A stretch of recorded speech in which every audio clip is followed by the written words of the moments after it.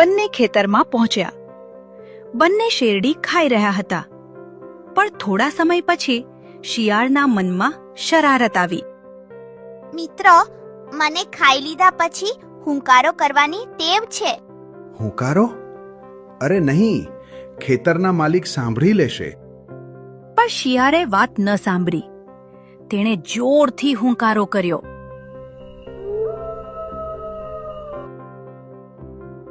ખેતરના માલિકે અવાજ સાંભળ્યો. તે લાકડી લઈને દોડ્યો. શિયાળ તો પલકમાં ભાગી ગયો. પણ ઊંટ મોટો અને ભારે હોવાથી ઝડપથી ભાગી શક્યો નહીં. માલિકે તેને પકડી લીધો અને લાકડીથી માર્યો. તેના દિલમાં દુઃખ અને પસ્તાવો થયો. મેં તો મિત્ર પર વિશ્વાસ કર્યો હતો, પણ તેણે મને મુશ્કેલીમાં મૂકી દીધું. ઊંટ શાંત રહ્યો. તેણે કંઈ કહ્યું નહીં. પરત જવા માટે શિયાળ તેની પીઠ પર બેસી ગયો.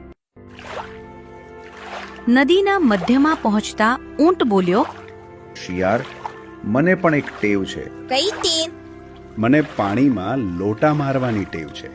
એટલું કહી ઊંટ અચાનક પાણીમાં બેસી ગયો. છપાક! શિયાળ પાણીમાં પડી ગયો.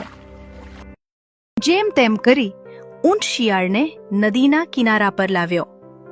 શિયાળ ગુસ્સે થઈને બોલ્યો, આ શું કર્યું? જેમ તને હુંકારો કરવાની ટેવ છે, તેમ મને પાણીમાં લોટા મારવાની ટેવ છે. શિયાળને પોતાની ભૂલ સમજાઈ ગઈ. તે શરમાઈ ગયો. આ વાર્તા પરથી આપણને શીખ મળે છે કે સાચી મિત્રતા વિશ્વાસ અને સચ્ચાઈ પર ટકેલી હોય છે.